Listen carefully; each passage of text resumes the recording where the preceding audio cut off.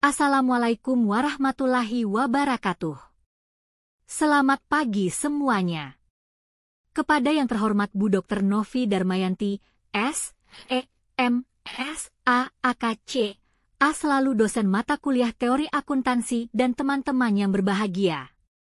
Kami di sini dari kelompok 1 akan mempresentasikan poster yang berjudul Pengendalian Internal, Moralitas Individu, dan Asimetri Formasi terhadap Kecenderungan Fraud.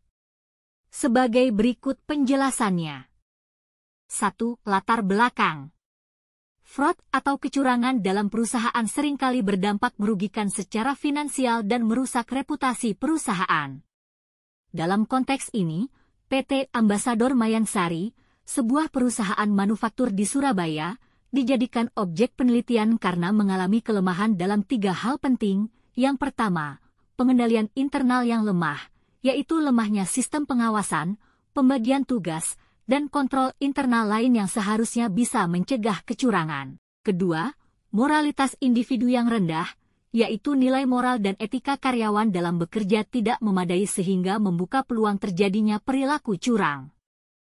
Ketiga, asimetri informasi, yaitu ketimpangan informasi antara pihak yang satu dengan lainnya, misalnya antara atasan dan bawahan atau antara departemen, sehingga memungkinkan manipulasi data atau penyalahgunaan informasi. Ketiga faktor tersebut diyakini sebagai penyebab utama meningkatnya kecenderungan terjadinya fraud di perusahaan. Selanjutnya adalah tujuan penelitian. Penelitian ini bertujuan untuk menguji pengaruh 3 faktor utama, pengendalian internal, moralitas individu, dan asimetri informasi, terhadap kecenderungan fraud di PT Ambasador Mayangsari. Lalu metodologi penelitian. Penelitian ini menggunakan pendekatan kuantitatif, artinya berdasarkan data numerik atau statistik yang dapat diukur. Metode yang digunakan, survei, yaitu dengan menyebarkan kuesioner kepada karyawan PT Ambasador Mayangsari untuk mengukur persepsi dan kecenderungan terkait 3 faktor utama. Sampel, 57 karyawan dari PT Ambasador Mayangsari. Ini merupakan total populasi, artinya semua karyawan dijadikan responden. 4. Hasil dan pembahasan. Temuan utama, pengendalian internal dan moralitas individu secara signifikan menurunkan kecenderungan fraud.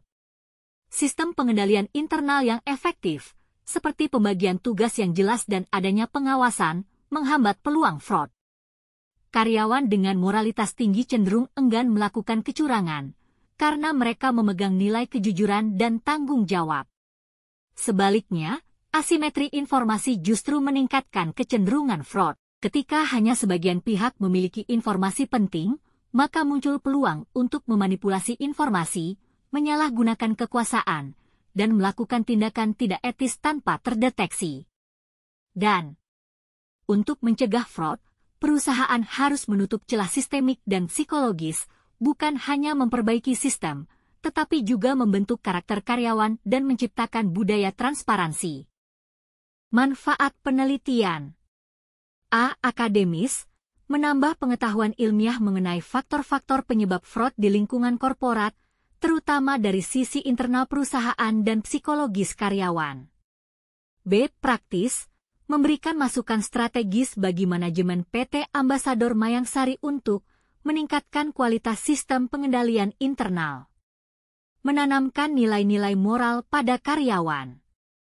Mendorong transparansi informasi dalam operasional harian. C. Kebijakan, menjadi dasar dalam menyusun kebijakan perusahaan yang lebih efektif dalam mencegah dan mendeteksi fraud, misalnya dengan membentuk unit audit internal, atau memperkuat pelatihan etika kerja. Dan yang terakhir, kesimpulan. Upaya pencegahan fraud di perusahaan harus dilakukan secara komprehensif dan mencakup 1. Penguatan sistem pengendalian internal, melalui pengawasan ketat, pemisahan tugas, dan audit rutin.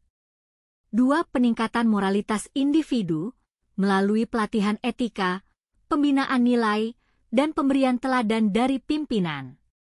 3. Pengurangan asimetri informasi, dengan mendorong keterbukaan, komunikasi dua arah, dan transparansi proses kerja. Kesimpulannya, fraud bukan hanya masalah sistem, tapi juga masalah moral dan informasi. Pencegahan yang efektif harus melibatkan aspek struktural dan budaya kerja.